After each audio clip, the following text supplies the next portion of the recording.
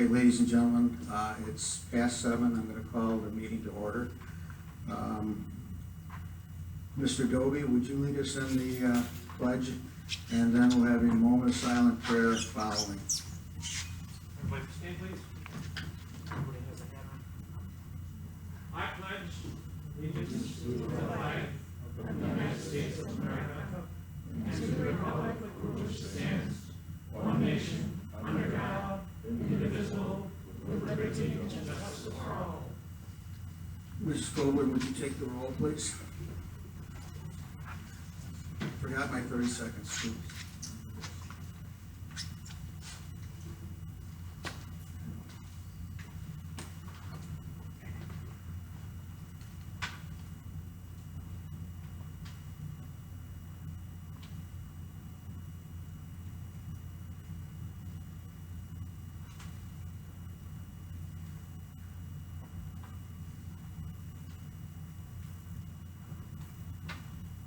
I want to apologize for almost missing my 30 seconds. I'm in such a hurry to get this budget committee off the ground. I've been talking about this for a long time. We finally have it. We did some planning over the last month, and we're ready to start.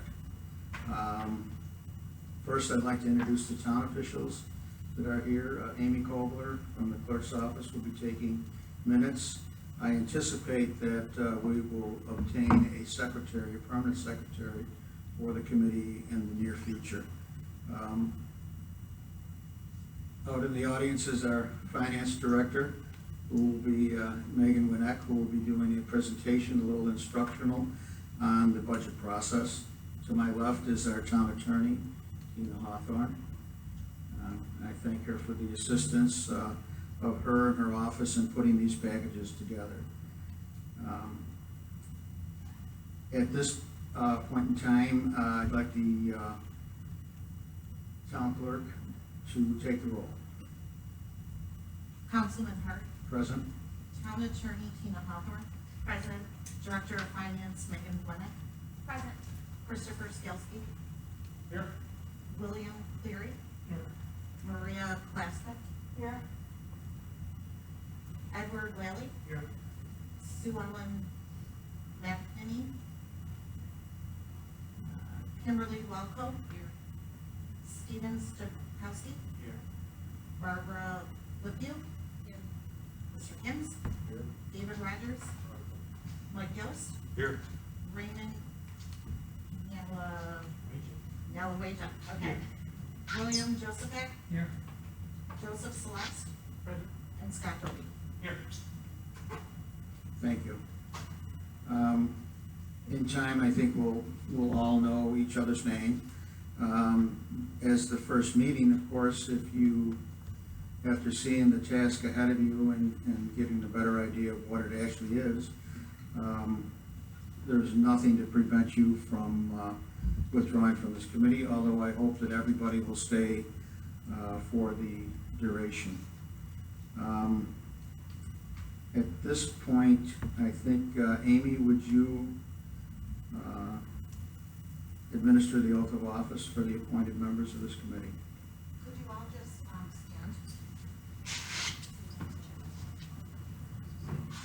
And raise your right hand. And then you're going to fill in your name. So I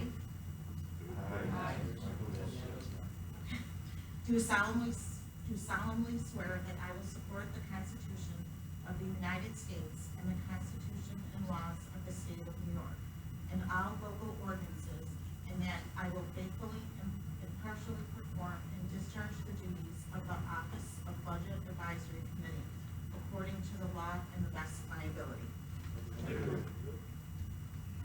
Thank you.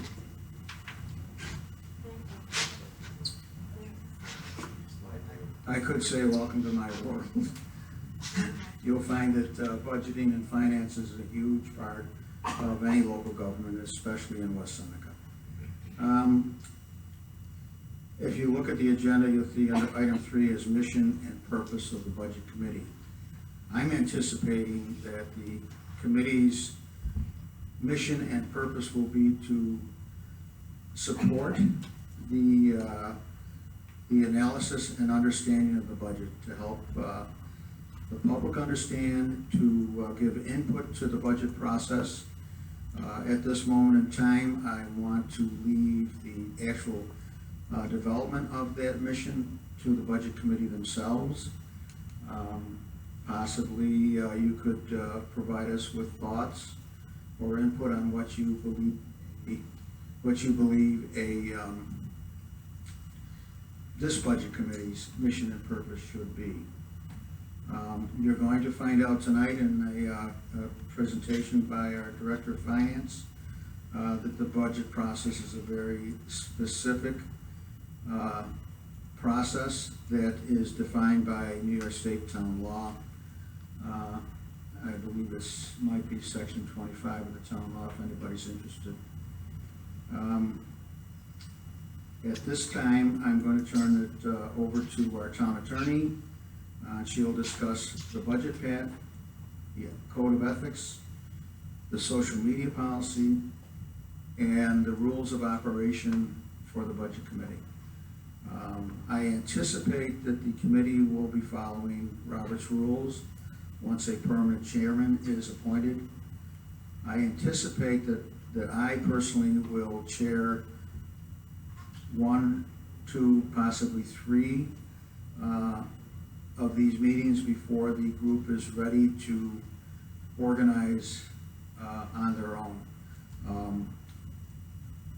I don't believe that since you're making recommendations to the town board and the elected officials of this town that, for example, myself or the finance director should actually be part of this committee. I will become eventually, I believe, the liaison to the committee, that when I'll attend the meetings, but it'll be the chairman selected by this committee that will run the meetings from that point forward, whenever that should happen. I don't know, I can throw this out for a few minutes of comment to the different members of the board if they have any thoughts or input on, before we go to the comments by the town attorney. Does anybody have anything that they'd like to add or contribute to tonight's discussion? Obviously tonight we're not going to be into the nitty-gritty of the numbers of the town budget. I think that's a little bit early. The budget process is just beginning with the departments, and our finance director will talk about that process. All right. Much of the information that the finance director will be providing shortly to the different departments will also eventually, I'm not sure what the timetable will be, will provide that information to the budget committee. So, there's other issues that I think we're going to need to discuss. For example, amongst the town board and with the finance director, are we going to actually have department heads make a presentation on their proposed budget? That's the very first step that goes into the budget process. Is they get their numbers, and then they put their numbers together based on their needs or wants, and then they present it normally to the supervisor, and the supervisor prepares the supervisor's budget, and eventually it gets to the town council, and then the town council processes or edits the budget, making reductions normally to expenditures or questioning certain expenditures. But I would think that an intermediary step before it gets to the council sometime in September and October, that the budget committee will have similar input and comments about the budget that's being proposed. But anyway, at this point, I am going to turn it over to the town attorney, Tina Hawthorne, to describe the budget packet, the ethics codes, the social media policy of the town, and what the rules of operation of the committee will be. I would think whether it's under myself or under your selected or elected chairman. So, Tina? Good evening, everyone. As I greeted each of you, I handed you a large envelope with a packet of information. This is information we have identified as we think vital to the process. There may be additional information that you think that you need, and you can request that later on, but to get everyone started, we've provided a copy of each of your resident tax bills if you're a homeowner in the town. And I believe that on each of your tax bills, we've highlighted line 3, which is the general town tax, and line 4, which is the highway tax, and those represent the portions of the taxes paid to the town of West Seneca. We've also, in addition to New York State law, a lot of what guides and governs the budget process are information and letters of rulings that are put out by the New York State Comptroller's Office. We've provided 2 pieces of information provided by that office that we think will assist everyone in getting up to speed on budgets, and that's the Citizens Guide to Local Budgets. So that one looks like this. And then we have the Understanding the Budget Process. That should be the second thing in your packet. And then to give you an overview of specifically the town of West Seneca budgets, we provided the last 3 years' budget. So the adopted budget for 2017 is in your packet. We also have the adopted budget for 2018 and 2019.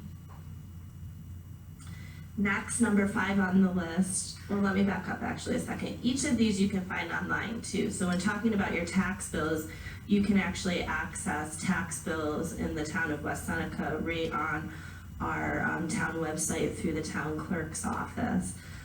In terms of the stuff put out by the New York State Comptroller's Office, we've provided links to that under number 2 and 3. And then when looking for town of West Seneca specific information, you can access that under our Department of Finance on the local town of West Seneca website. And under there you will find all 3 of the budgets we just provided you, as well as item number 5, which is the supervisor's transmittal letter for 2019. So each and every year, the supervisor, who is the budget director, will transmit the proposed budget that he or she comes up with a transmittal letter. It's usually several pages outlining highlights and whatnot in the budget. We also have provided item number 6, which these can also be found along with every board meeting agenda. So if you're on the town website and you go under town board agendas, you'll see a warrant that gets done for each and every meeting. And so every other week, every 2 weeks, there's a warrant that goes out, and it tells you on here all of the financial information being paid in that 2-week period. One point on that warrant, every one of these claims that you see here has been individually reviewed by a town board member and approved before it can be paid. Right, and it's a 2-step approval process. Well, 3. It's first the person who puts it in, then you have a department head, a liaison to that department from the board, and then the director of finance? It goes, so a clerk enters, the department head must approve, then finance must approve, which is me, and then the town board. Okay, so, right, the clerk enters it, department head approves it, director of finance, and then a town board member. So there's checks and balances along the way there. And we've just provided you a copy of the most recent warrant, but again, there's a new one every 2 weeks. Lastly, we've provided you copies of all 3 labor contracts, because the labor contracts, as you'll come to learn, you have contractual obligations under the budget, and so you need to be familiar with what those are when you're looking at where you can move money or cut money or need to add money. And so we've provided the blue collar contract, and that can be found, all 3 of these contracts, under the finance department on our town of West Seneca website. We also have the white collar contract, and then the PBA agreement, which would be the police. And that, I believe, is in 2 parts on the website. So if you're looking at that online, you just want to make sure that there's a part 1 and a part 2. Okay, in addition, you all received, I'm assuming, my letter inviting you to join the committee on behalf of Councilman Hart. And in there, I talked about the social media policy and enclosed a copy of that policy, so everyone is aware that they're expected to abide by the policy if posting on any social media about your work done on this committee. Additionally, I want to remind everyone that we do have an ethics code that governs town work, and so that can be found on our website under our town code, and I invite each and every one of you to review that to make sure that your work on this committee would be in line with that ethics code. Just to point out, one of the reasons we did not give you copies of the current code is that our budget committee, our ethics code committee is very close to proposing a new rebuilt ethics code, and that's going to be coming at a public hearing shortly. I'm not sure where it is right now. I don't attend the ethics code meeting, but I may go there Wednesday night to get a status update on where it is. But I think we're very close based on what I'm hearing, and hopefully that'll come very soon. There is one question with the ethics at this point in time, and that's whether or not this committee will have to sign their oath of office at the town clerk's office, and that also includes a statement that you have read the ethics and that you are familiar with it. So that is something that we will be determining shortly in conversations with our attorneys, and we'll let you know if you're going to have to appear at the town clerk's office to complete the ethics and oath of office in writing in front of the town clerk. Councilman Hart? Yes. Can you just get yourself to a mic and hit the button, please? When the ethics committee does complete the new, if they do come across and they complete a new code, will we get copies of the new code? I would anticipate yes. I think just about every person serving on a board will receive a copy of that code. Very good, thank you. It'll also be online. The code's always updated, so I don't know if it'll be finalized during your tenure. There's quite a process, and right now, the final revision, which is much more expansive than the code we have now and more comprehensive, is, I think they're getting ready to lay out and recommend to the town board, and then there'll be a process. There'll be a public hearing, and people can come and be heard at the town board about that. So if it's something you're interested in, just keep your eyes out for that. All right, and then the last thing you had me talking about was rules of operation, but I think you touched upon that a little. It was anticipated that at some point you'll probably select a chairman of your committee and at least a secretary, right? And that the meetings will be run, you know, like if you've been to any town board meeting, planning board, zoning board, any meeting of that nature, following those types of rules. In order to maintain stability, you know, we will basically follow Robert's rules. I believe that's what the town board actually follows. There'll be motions, discussions. If there's any need for education in the Robert's rules, I think we can get an expert to provide that for you if you feel it's necessary. And then it's anticipated that there will be a video of the meeting, so that can be provided online to citizens who are not able to be here, but will be able to view it, and the secretary would take minutes. I anticipate that the town board will appoint a paid secretary that will be at every meeting and will prepare minutes. The minutes would be sent out to you before they're approved, and you would approve them at your next board meeting if you agree with them, or any amendments or changes could be made at that board meeting.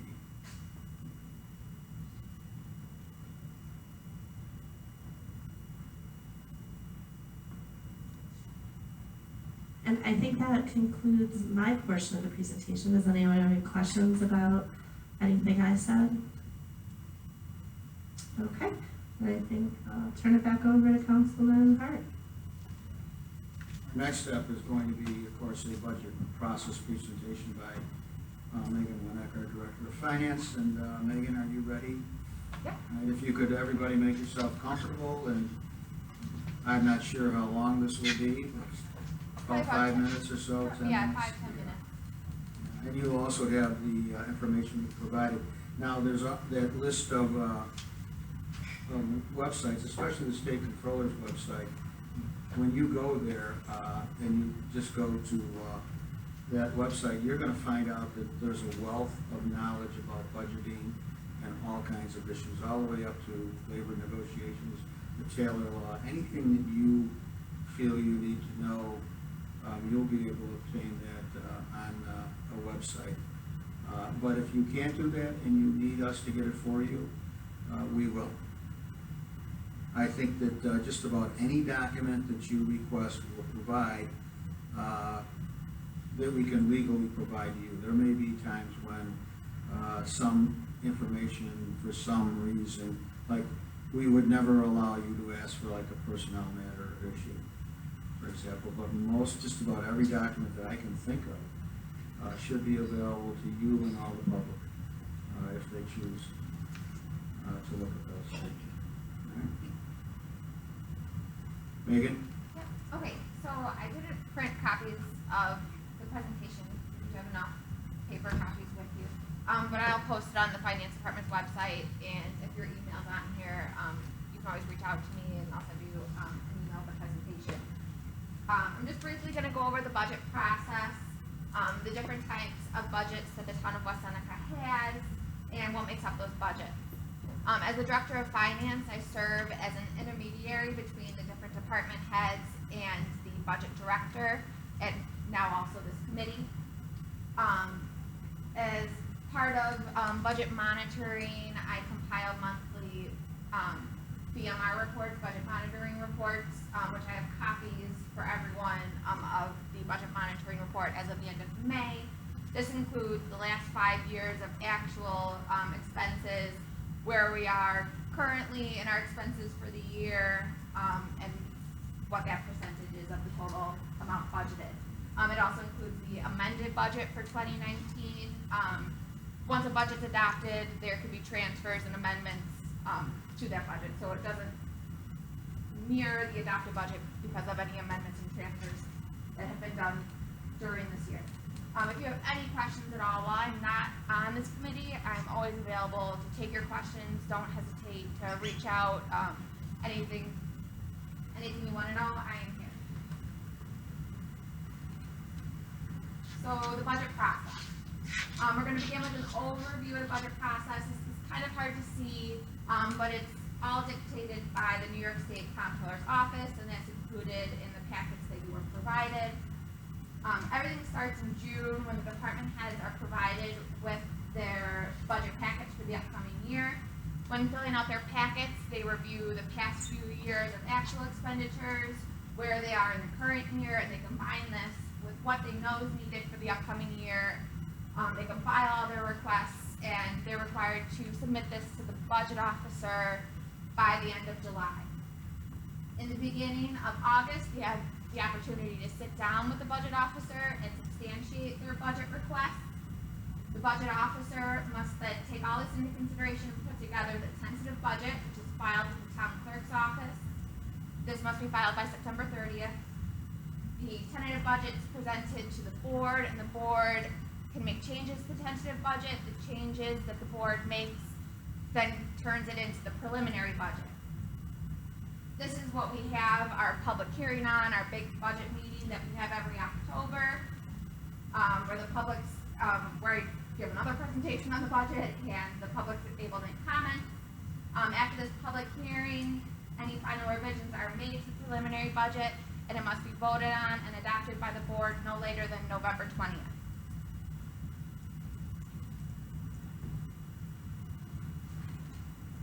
Our town has two different types of budgets.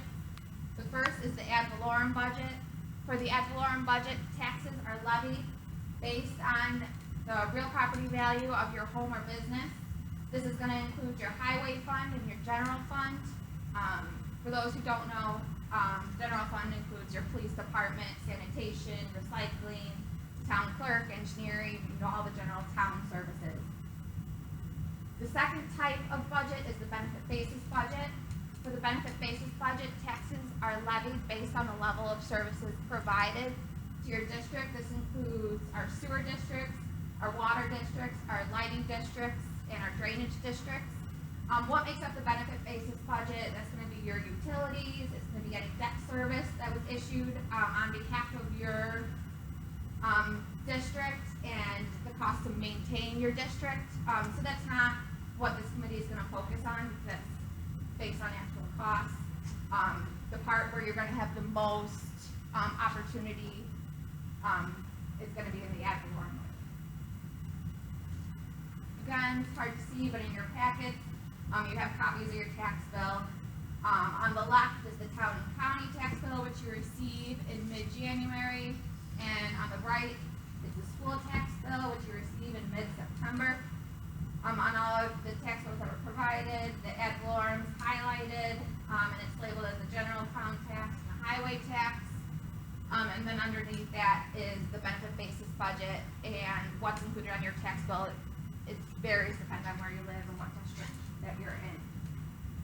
Anybody have any questions so far? Yeah, I think maybe emphasize in the benefit-based budget, there's a couple hundred districts, I believe, in total between water, sewer. We have 20 sewer districts, we have 11 water districts, we have 63 electric lighting districts.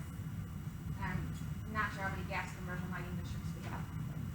Each one of those districts does have a budget, and you can find that information if you choose in the budget, I believe. It's part of the adopted budget. The tentative budget is filed separate from the ad valorem budget with the town clerk's office, and it has to be filed, I believe, a week before the ad valorem budget is filed. And just to emphasize that that's just strictly based on the cost of a lot of engineering work.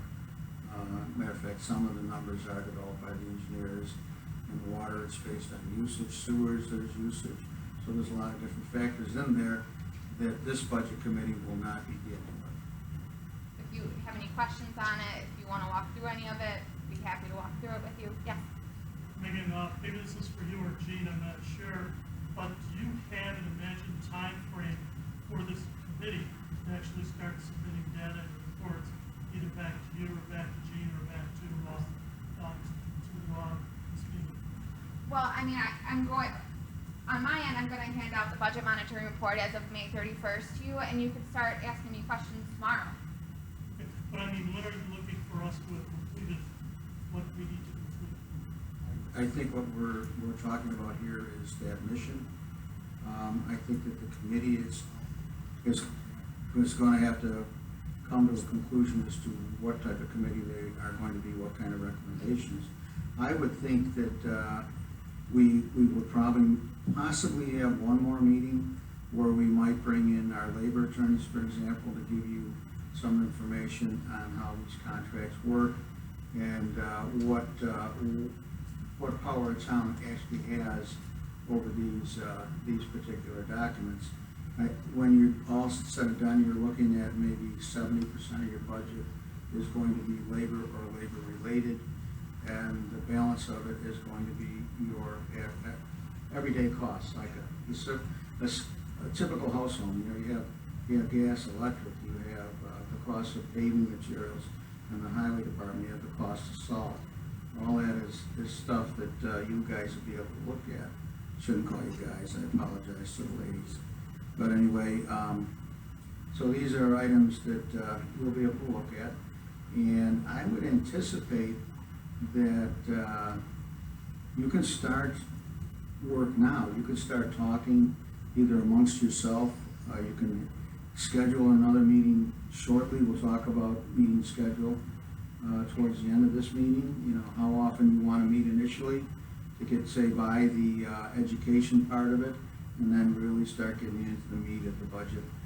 By then, we'll be getting proposals from our department heads, and there'll be some solid numbers and proposals for you to start looking at and making a determination. And then you will be able to make a public recommendation to the supervisor and the board based on what you see in the budget. You may see things differently in the budget, say, than the board or the department head may see.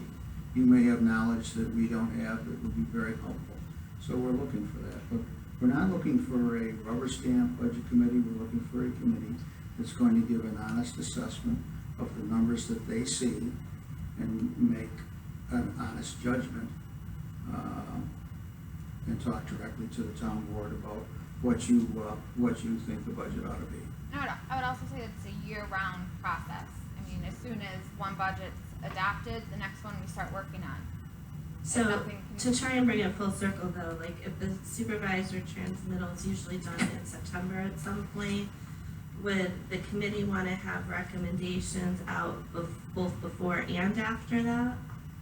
Well, the department head requests is really the first step that's submitted end of July, early August. So that's the department head's wish list, which is then cut by the budget officer and put into the tentative budget. So as soon as you get those department head requests, you can start coming up with a suggestion. So it sounds like it's gonna be a multi-level approach. I don't think they're just gonna submit one round. Continue And, on. one thing that I think we need to consider is whether or not a department head will actually appear here and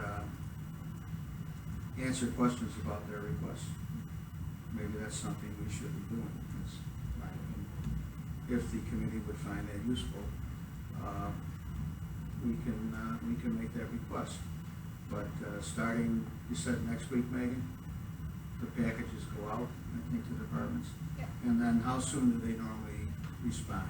Pretty quickly? When I follow up with them at the end of July, your budget Where's your budget package? So we'll be, Some we'll be are stuck going, quicker than others. we'll probably, I'm anticipating that we're gonna go through the learning process, until end of July. I mean, there's a lot to learn. I mean, I really think it's important that there's a discussion about employee contracts, the Taylor Law, and other restrictions that the town has, in negotiating with public employees.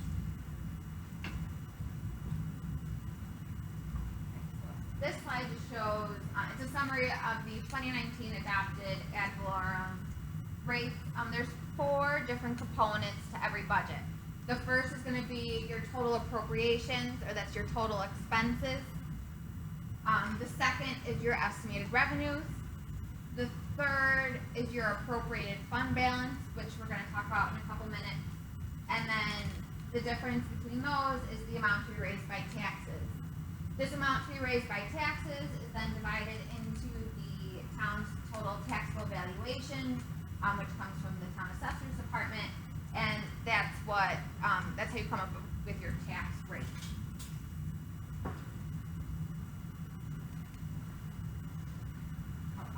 Before we go to this next one,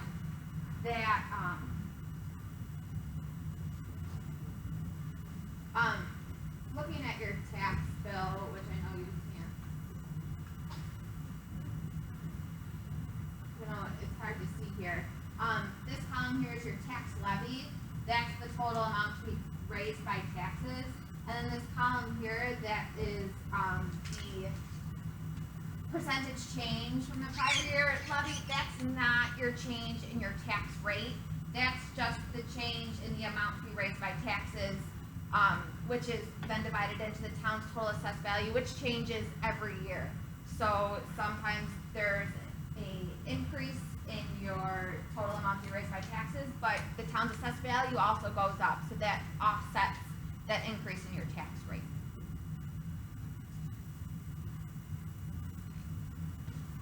Okay, so this is just the top 7 components of the town of West Seneca's ad valorem budget.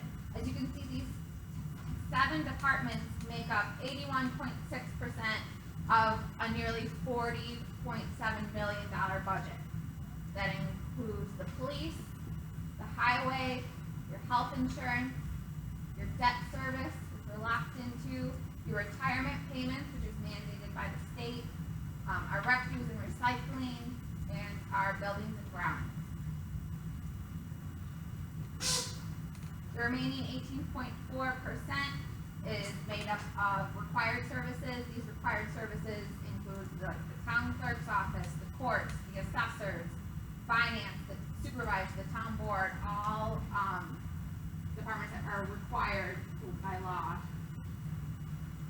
to have. The next is capital reinvestment. That's our investment, the part of the budget that we have to transfer to the capital projects fund for road reconstruction projects and to work on buildings in the town.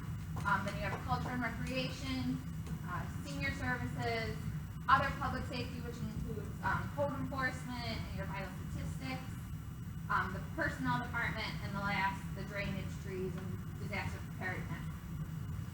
So it's those departments that make up the ad valorem budget. I have a question. Revenue, excuse me, Yep. the revenue that offsets the ad valorem budget, Yep. where's it come from? There are many different places that it comes from. The largest part is your real property taxes. We also have a large part is from sales tax distributions, which come from the county. We have departmental fees, which is any like dog licenses, building permits, fines and forfeitures. So any money that the town justice brings in, that's the town portion of that. There's minor sales, if we sell scrap and things like that, and then of course state and federal aid. And that's included in the budget monitoring report as well. It includes, the amount we've brought in so far this year and all that. An important thing to keep in mind when you're reviewing the budget, for 2019, 245,000 is 1% on the combined ad valorem rate, so an increase of 245,000, that's an increase of 1%. And a cut or addition of 200,000, that'll affect your average household by $10. The town's medium fair market value house is $150,000. So an increase or a decrease of 200,000 is about $10 annually to an average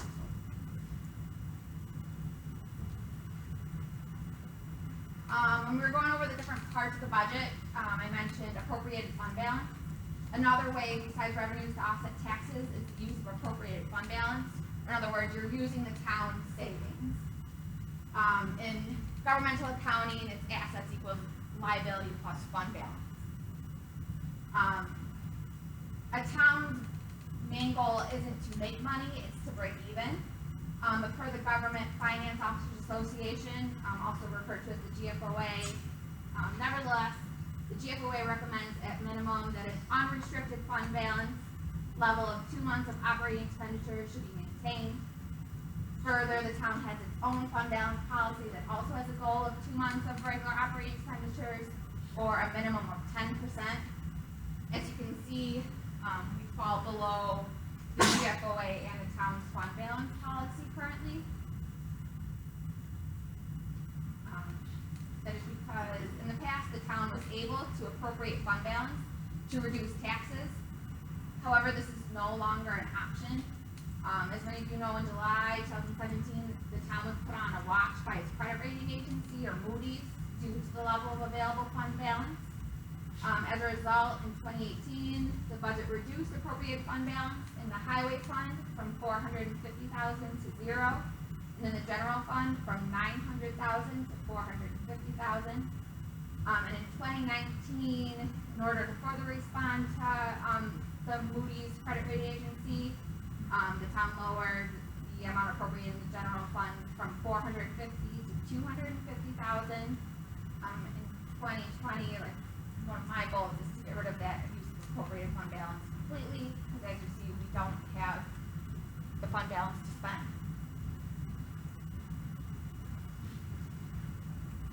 You also might have heard of the New York State tax cap. The town of West Seneca was the first town to adopt a local tax cap law in 2016, which which puts a 2% limit on operating expenditures. So despite the factors the town has faced, the town has stayed and will continue to stay within its self-proposed appropriations cap. There's only a certain amount that we're allowed to increase expenditures every year by law. If you have any questions, feel free to contact me. My information's on the town website here at 9 o'clock. Thank you.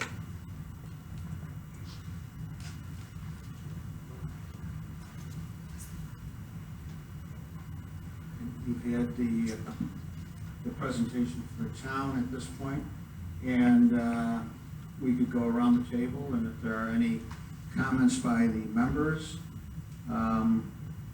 observations or wishes, we could brainstorm the mission, what we want to say our mission is, and any other issue or question that you might have. Great.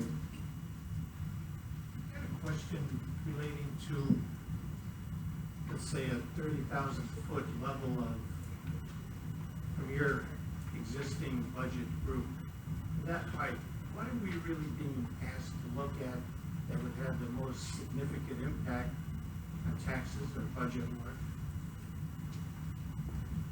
The most significant impact in item that we have two items that impacted or affected taxes in the town. We had a Lexington Green flood that ate up, I believe, over $1 million in fund balance. That's no longer available to stabilize taxes. I actually think that number was closer to $2 million. Then we had 7 feet of snow that absorbed another $1 million of that surplus.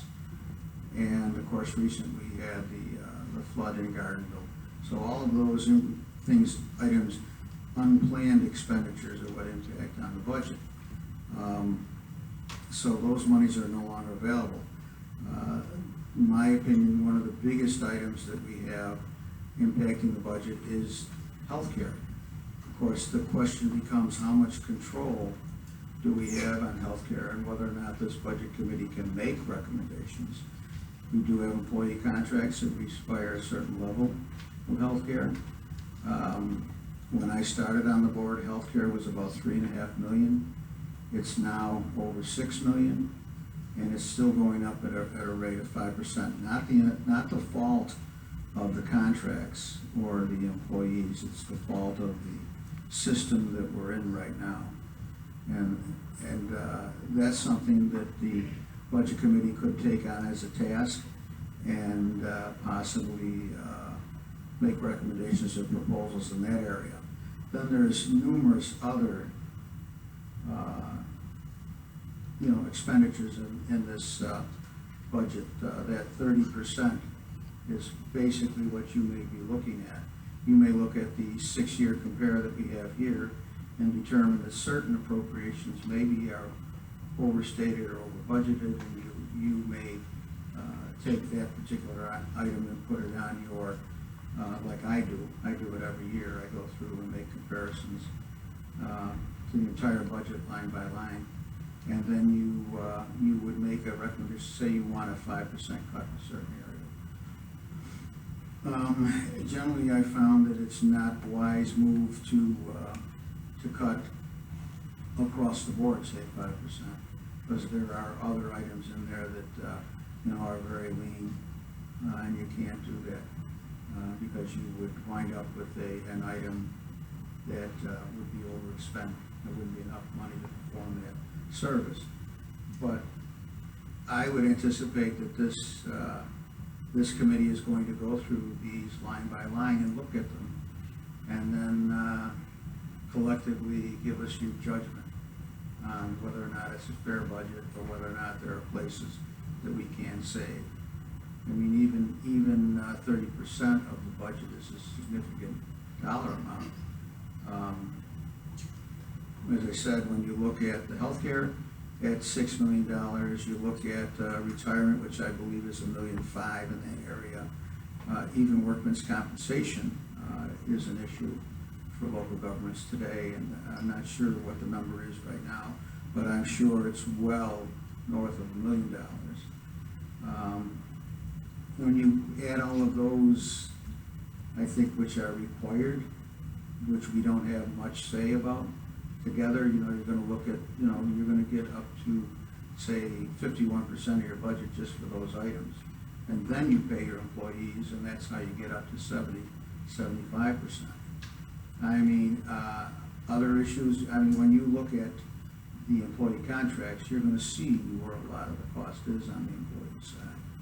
So, I hope that helps, but I think it's almost, for you and the budget committee, it's almost any line that you see, even revenues, you may look at a revenue and say, well, we can enhance that revenue. You mentioned the unexpected, the flood, the snow, that was $3 to $4 million was an impact on the town. And that's basically what your fund balance is for. Were all of those paid for from the fund balance, or was some of it shifted to bonds? None of it could be shifted to bonds, it was all, it's unexpected expenditures that came out of the fund balance. So, the Lexington Green flood, the first big one, was very expensive to the town.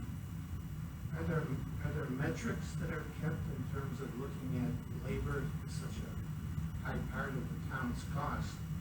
Are there metrics available from the different departments in terms of how they monitor and spend these all the way down to the personal level to start looking at waste or other kinds of cuts?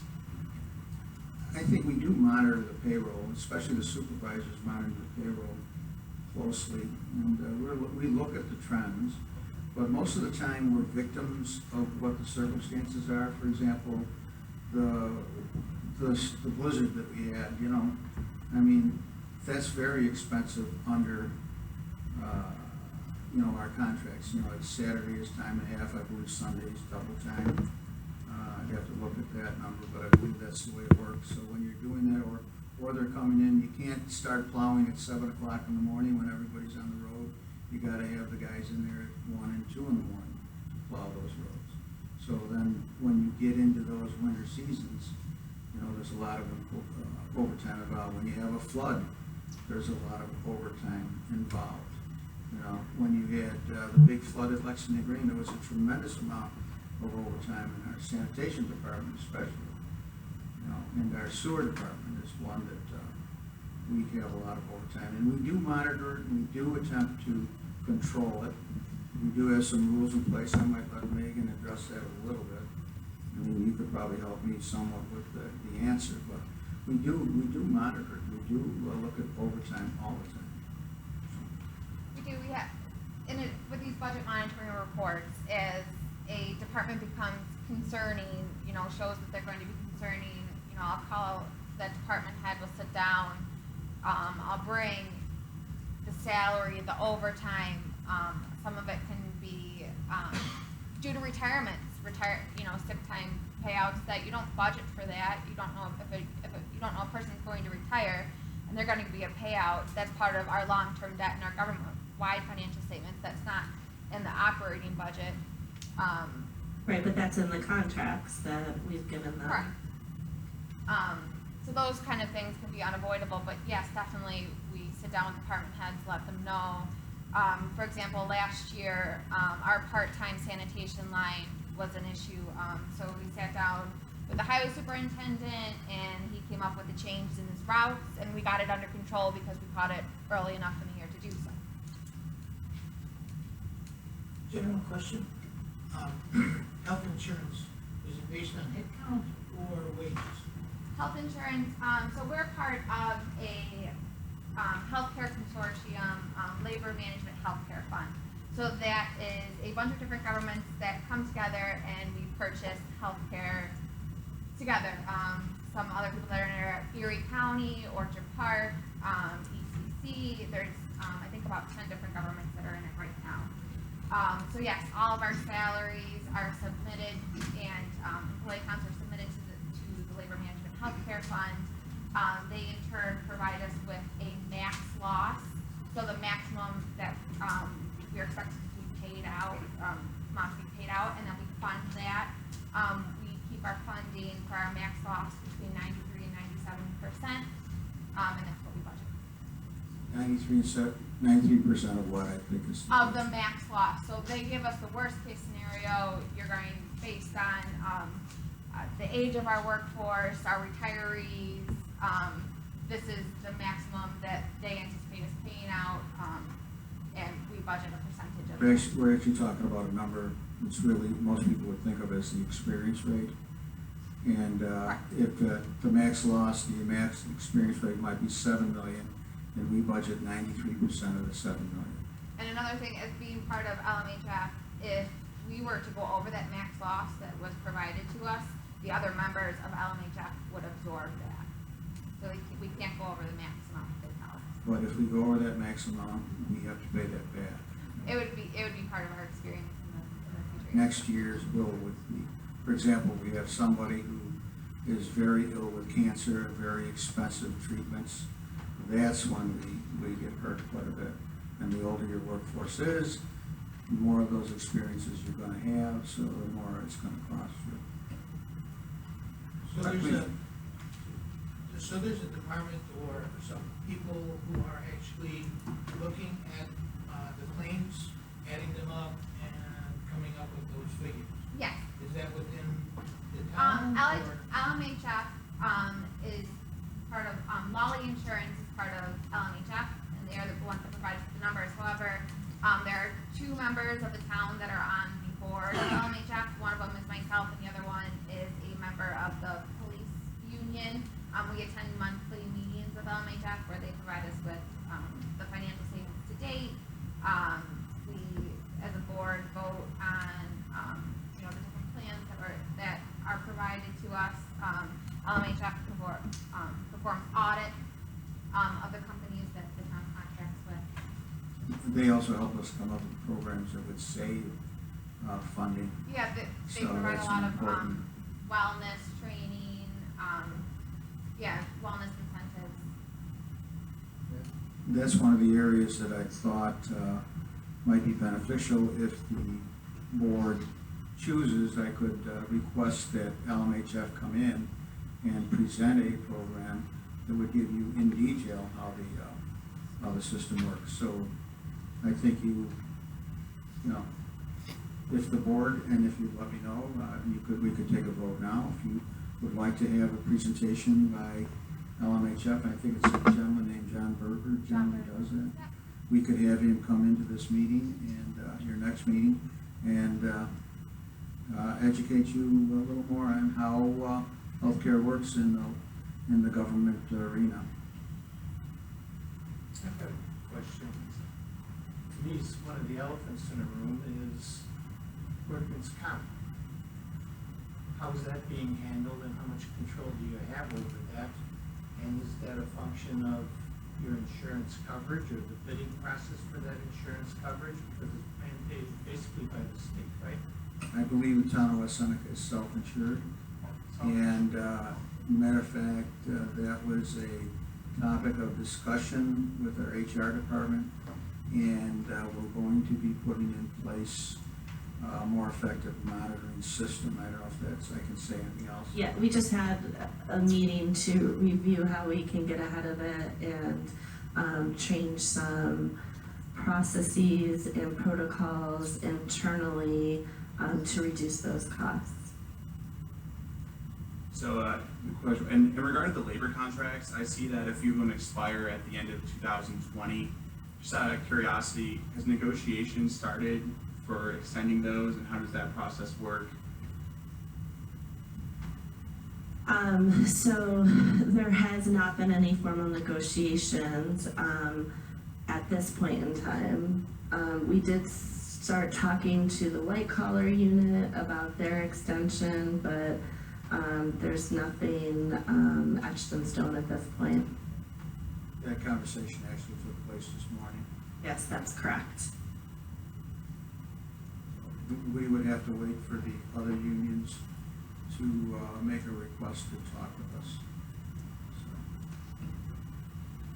Do do those negotiations directly, or do you have a subcontract for that? Who handles that process with the unions? So we do handle that, and on the union side, obviously, they have their representative there.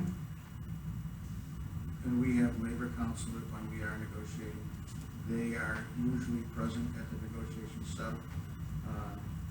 meetings, and proposals are put together, and we, just like any other negotiation, it's back and forth.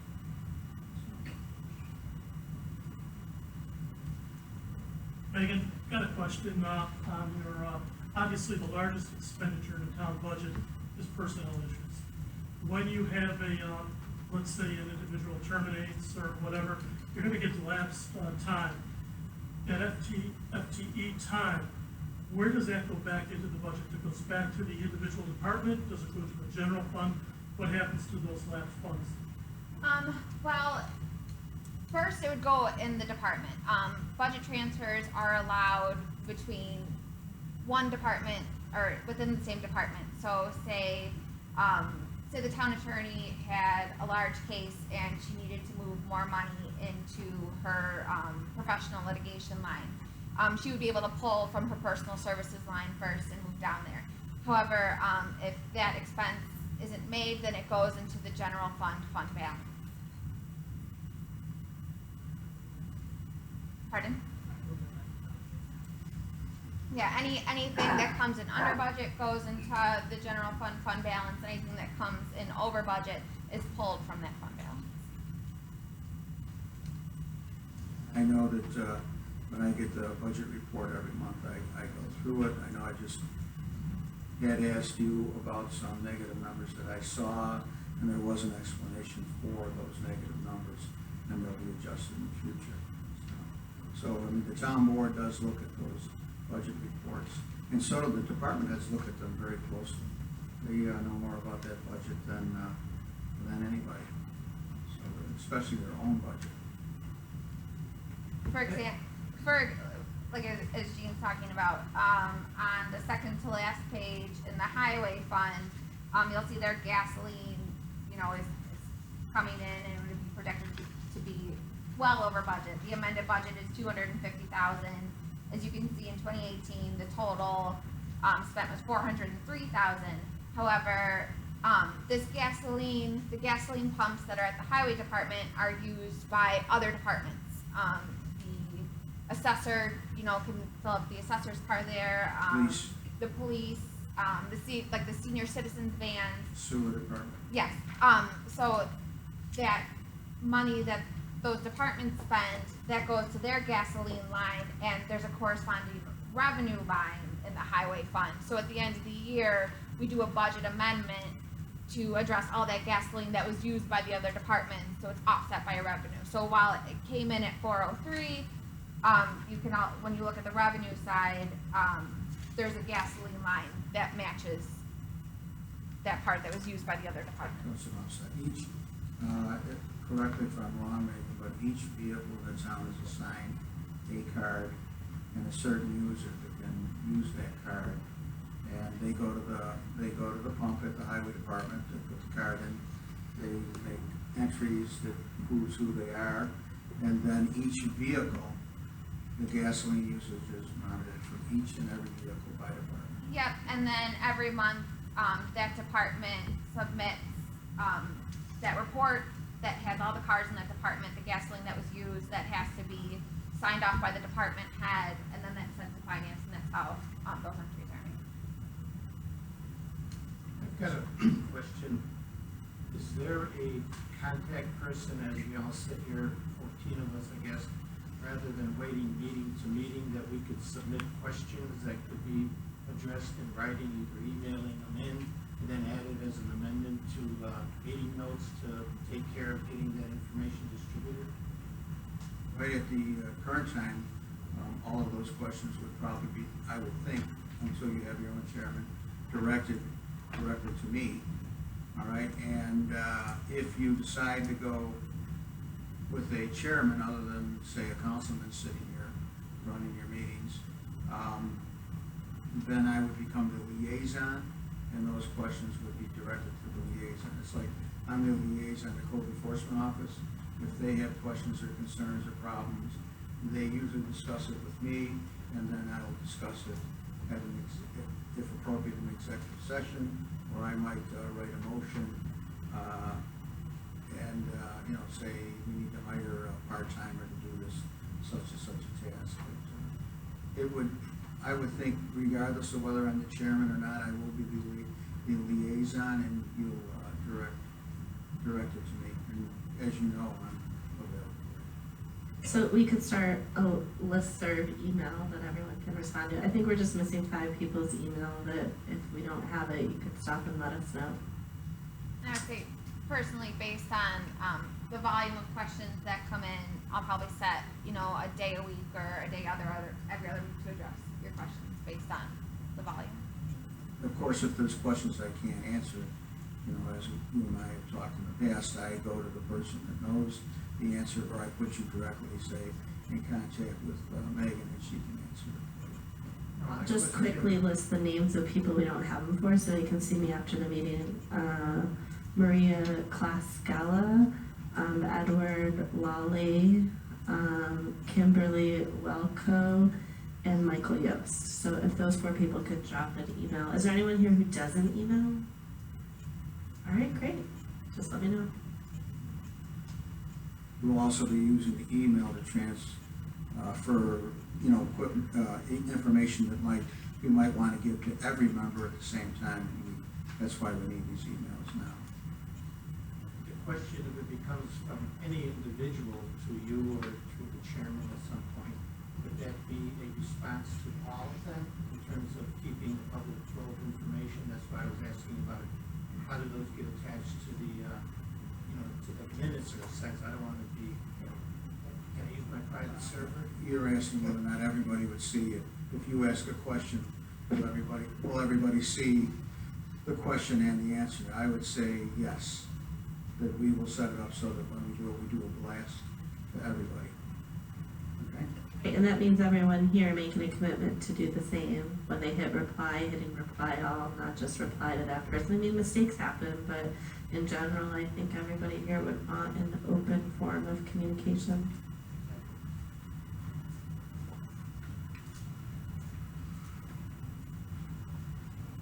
Do we have any other questions from the board at this time? All right, at this time, I'm going to open it up to comments to the public. Anybody from the public who wish to address the board or address questions to me or any of the town officials that are here, feel free to do so.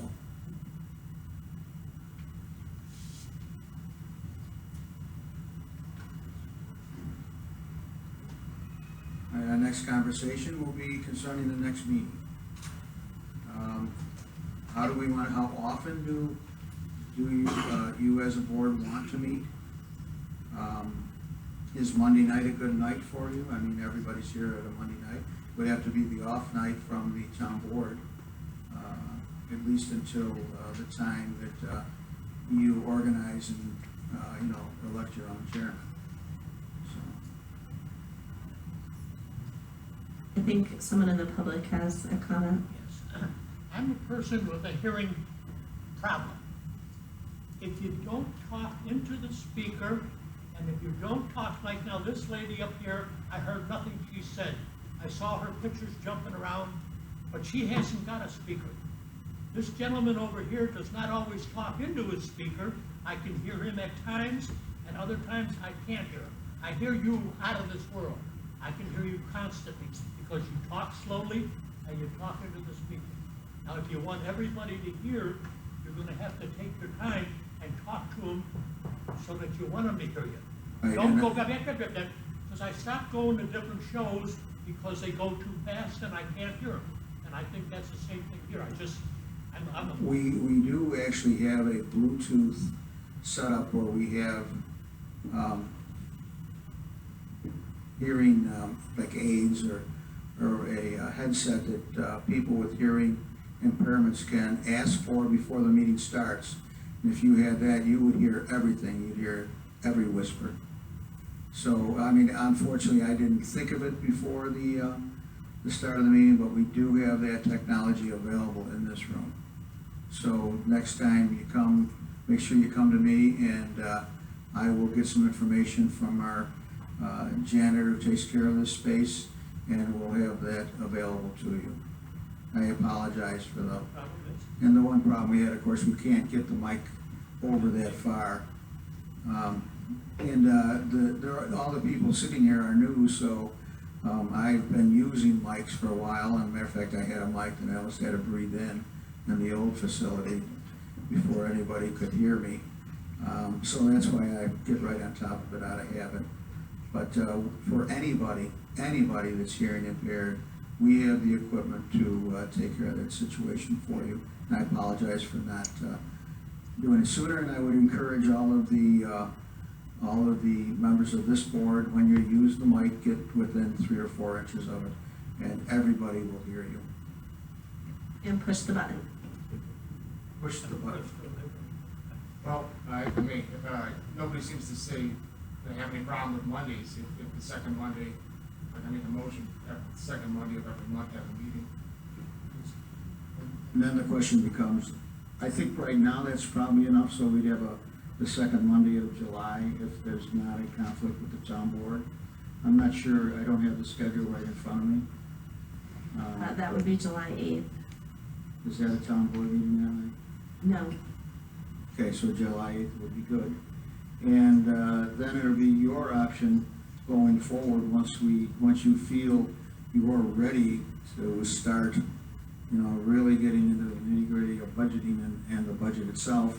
You can start making your requests to me as to what you would like to see, whether it's department heads presenting or if you need a specific analysis, we would go to Megan and she could provide that for us.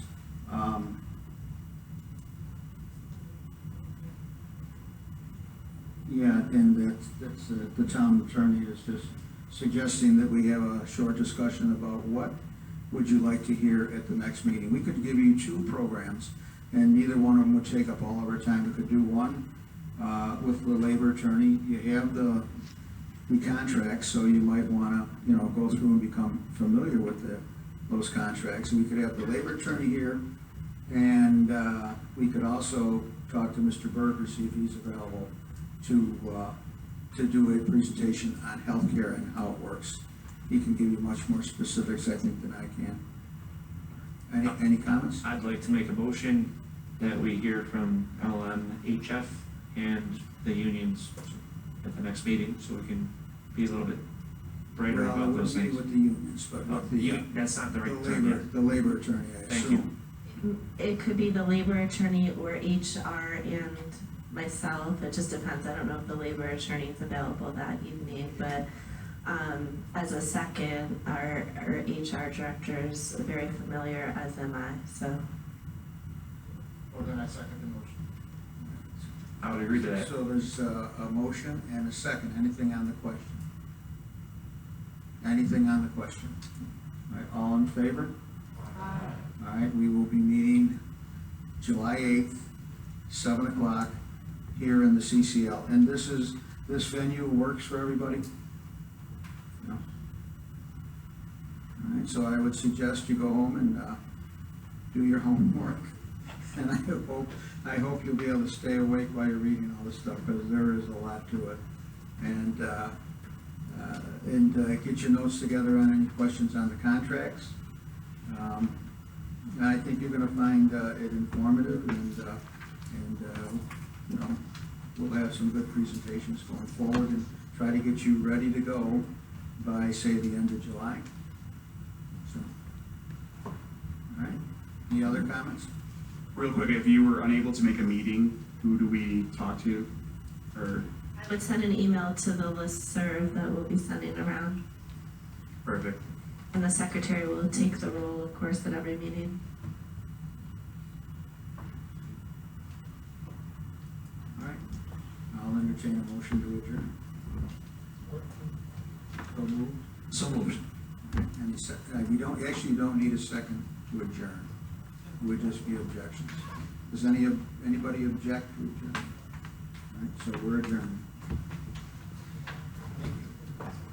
Thank you, everybody, and thank all of you for coming and listening.